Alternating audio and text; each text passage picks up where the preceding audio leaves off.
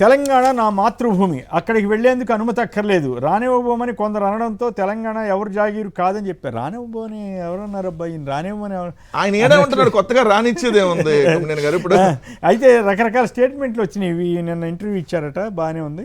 తెలంగాణ రాజకీయాలపై దృష్టి లేదని మళ్ళీ ఆయనే అంటున్నారు. 10 ఏళ్ల బీఆర్ఎస్ పాలనలో బెదిరింపులు ఎదురు కాలేదు, కాంగ్రెస్ ప్రభుత్వం వచ్చాక ప్రాంతీయ విద్వేష రాజకీయాలు పెరిగాయి. మరి రేవంత్ రెడ్డి ఇష్టమైన వ్యక్తి అన్నారు, మరి ఇట్లెందుకు మాట్లాడారు?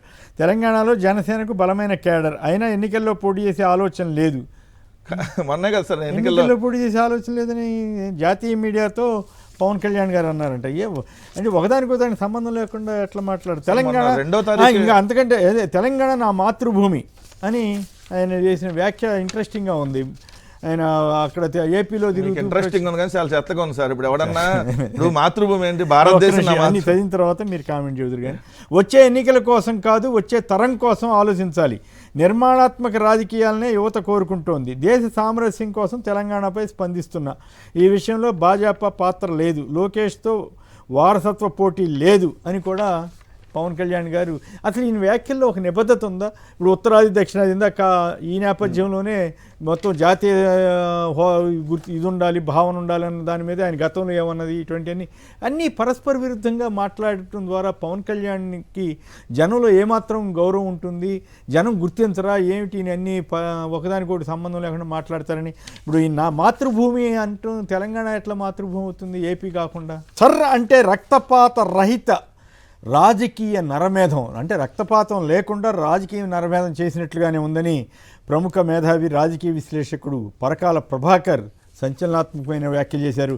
ఆయన ఎన్ని విమర్శలు చేసినా మొత్తం ఎన్నికల వ్యవస్థలో జరుగుతున్న మోసాల మీద చాలా డీటెయిల్డ్గా మాట్లాడిన, ఆంధ్రప్రదేశ్లో జరిగిన మోసం మీద ఆయన ఎంత గట్టిగా ఓట్ల మోసాల మీద, అంటే 50 లక్షల ఓట్లు అదనంగా పోలైన తీరు మీద మాట్లాడినా కూడా ప్రభుత్వం, కేంద్ర ప్రభుత్వం కానీ, ఎన్నికల సంఘం కానీ, ఏపీ ప్రభుత్వం కానీ, అప్పటి సీఈఓ కానీ ఎవ్వరు సమాధానం ఇవ్వకపోవటం. ఇప్పుడు సర్ మీద కూడా ఆయన మాట్లాడుతున్నారంటే స్పెషల్ ఇంటెన్సివ్ రివిజన్ ఓటర్ల జాబితా సవరణ మీద. అయినా కూడా దాని గురించి కూడా మరి సమాధానం ఇస్తారో లేదో చూద్దాం.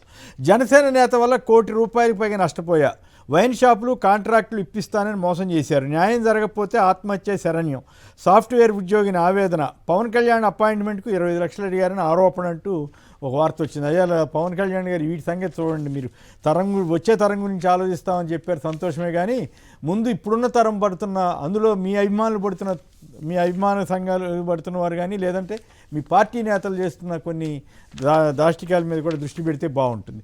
మరో సీనియర్ న్యాయవాదికి 82 లక్షల సంతర్పణ, ఫీజుల రూపంలో ఇప్పటివరకు చంద్రబాబు ప్రభుత్వం చెల్లించిన మొత్తం 12.86 కోట్లు. 8 కోట్లు విశాఖ బాధితులకు ఇవ్వడానికి లేవు, కానీ ఈ కక్ష సాధింపు రాజకీయాలకి లేదా కేసులు విత్డ్రా, అంతే కదా, కేసులు విత్డ్రా కోసం చేస్తున్న వ్యూహాల కోసం లాయర్లకి ఇప్పటికీ 12 లక్షల దాదాపు 13 కోట్లు చెల్లించారట. 6 ఏళ్ల క్రితం వైజాగ్ ఎల్జీ పాలిమర్స్ దుర్ఘటనలో చనిపోయిన వారికి ₹1 కోటి ఎక్స్గ్రేషియో జగన్ ఇచ్చినప్పుడు ₹1 కోటి ఏం సరిపోతాయి, ఆ కోటితో మనిషిని బ్రతికిస్తాడా అన్న చంద్రబాబు గారు ఈరోజు కూటమి ప్రభుత్వం నుండి ప్రజల డబ్బు 25 లక్షలు ఇచ్చి మనిషిని బతికించబోతున్నాడు. కూటమి డబ్బా లేకపోతే అది స్టీల్ ప్లాంట్ డబ్బు, సోషల్ మీడియాలో పెట్టారు, సంతోషమే. కానీ బట్ అప్పుడేమో ₹1 కోటి ఇచ్చినా కూడా ఒప్పుకోలేదు. స్టీల్ ప్లాంట్ 25 లక్షలు, ఎవరు తెలియక స్టేట్ గవర్నమెంట్ ₹1 కూడా ఇవ్వలేదని చెప్తున్నారు కదా. అప్పుడు ₹1 కోటి ఇస్తేనే చాలదన్నారు కదా చంద్రబాబు గారు. కుదరలేదు. కానీ మోందా తుఫాన్, గత ఏడాదిలో అక్టోబర్లో దెబ్బతీసిన మోందా తుఫాన్కి ఇంతవరకు పెట్టుబడి సాయం అందలేదట, ఎల్లో మీడియానే రాసింది. ఇక తెగనమ్మడమే, మానిటైజేషన్ పేరిట మున్సిపల్ ఆస్తులు ప్రైవేటుకు, 8 రంగాల గుర్తింపు, అధికారులకు సూచనలు ఇచ్చిన ప్రభుత్వం. ఓ పక్క నారాయణ గారే అబ్బిబ్బే లేదంటారు, ఇంకో ఏమో సూచనలు ఇచ్చేసిందని ప్రజాశక్తిలో రాసింది. ఏమిటి అమ్మకానికంటే విలువైన ఖాళీ స్థలాలు, పాత వాణిజ్య భవనాలు, బస్టాండ్లు, నిరుపయోగంగా ఉన్న పాత కార్యాలయాల భవనాలు, ఆడిటోరియాలు, మార్కెట్లు, ఖాళీగా ఉన్న నివాస గృహాల సముదాయాలు, పార్కింగ్ సమస్య ఉన్న ప్రాంతాలు.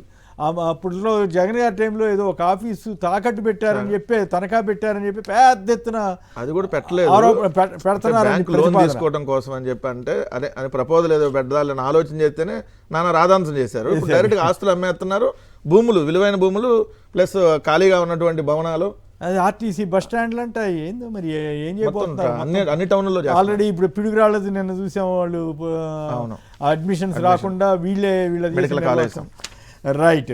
కేంద్రం లెక్క అవినీతి పక్క, అమరావతి నిర్మాణ పనుల్లో భారీగా వ్యయ వ్యత్యాసం. చాలా ఇంట్రెస్టింగ్ వార్త అండి ఇది. కేంద్ర ప్రభుత్వం అక్కడ వాళ్ళ ఆఫీసులు కట్టుకోవడానికి 5,587 రూపాయలు పర్ స్క్వేర్ ఫీట్, అంటే చదరపు అడుక్కి 5,587 రూపాయలు మంజూరు చేసింది 5 ఆఫీసులకి.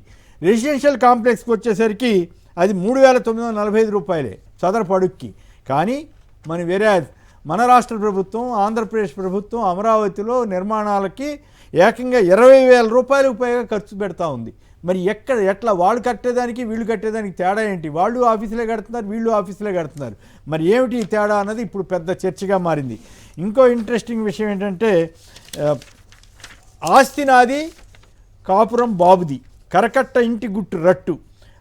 కరకట్టపై సీఎం చంద్రబాబు నివాసం ఉంటున్న ఇల్లు తనదేనని అఫిడవిట్లో వెల్లడించిన రాజ్యసభ జనసేన అభ్యర్థి అనండి, లేదా ఆల్రెడీ ఎలక్షన్ అయిపోయినట్లే రాజ్యసభ ఎంపీ ఆయన లింగమనేని రమేష్ గారు అఫిడవిట్లో తందే అని చెప్పారట. ఇక అమరావతి కేంద్రం వరం ఇచ్చిందని చెప్పి రాసుకున్నారు. కానీ ఈ ఎల్లో మీడియాలో 5,587 రూపాయలకే వాళ్ళు కడుతున్నారు, వీళ్ళు ఎందుకు కట్టట్లేదు అనేది మాత్రం రాయకుండా జాగ్రత్త పడ్డారు. ఇక ఇంకో ఇంట్రెస్టింగ్ విషయం ఏంటి, నాదెళ్ల మనోహర్ గారు మున్సిపల్ తెనాలిలో చెత్త ఎత్తించడానికి ఆయన 3 గంటలు బైఠాయించాల్సి వచ్చిందట. మరి రాష్ట్రంలో పరిస్థితి ఈ రకంగా ఉందా అని. ఇంకోటి ఏంటంటే, ఒక పక్క షాడో సీఎంఏ ఉన్నారనుకుంటే మంత్రి పూసిరి తోబుట్టువే షాడో మంత్రి అంట. ధనార్జనే ధ్యేయంగా రెచ్చిపోతున్న ఓ మంత్రి ఆయన శాఖ పరిధిలో సోదరి ద్వారా అక్రమాలు దందా అంట. మరిన్ని అప్డేట్స్ కోసం ఛానల్ను సబ్స్క్రైబ్ చేయండి. నోటిఫికేషన్స్ కోసం బెల్ ఐకాన్ పై క్లిక్ చేయండి.